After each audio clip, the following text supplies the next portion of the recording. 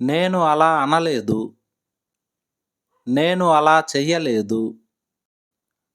నేను అలా ఆలోచించలేదు. నేను అలా అడగలేదు. ఇలాంటి వాక్యాలను ఇంగ్లీష్‌లో ఎలా చెప్పాలో ఇప్పుడు చూద్దాం.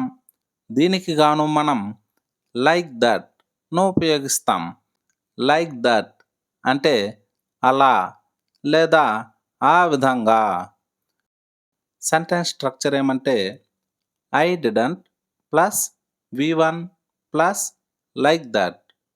I didn't plus V one plus like that.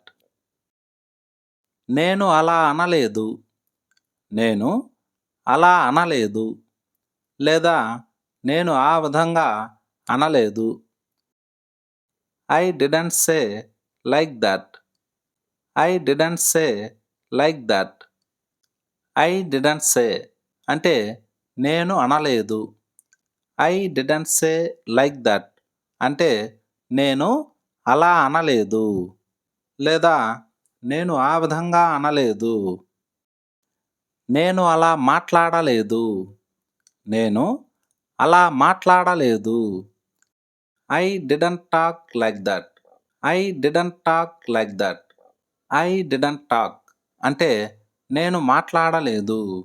I didn't talk like that అంటే నేను అలా మాట్లాడలేదు. నేను అలా ఆలోచించలేదు. నేను అలా ఆలోచించలేదు.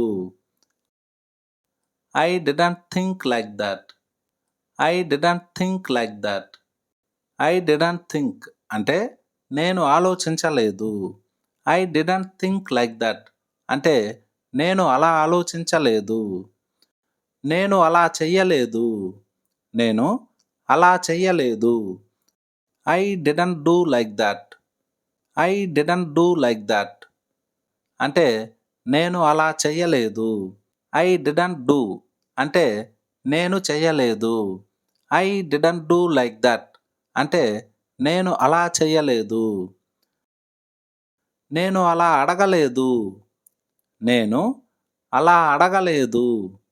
దీన్ని ఇంగ్లీష్‌లో ఎలా చెప్పాలో కామెంట్ సెక్షన్‌లో కామెంట్ చేయండి. Thanks for watching. ఈ వీడియో మీకు నచ్చినట్లయితే ఛానల్‌ను సబ్స్క్రైబ్ చేసుకోండి.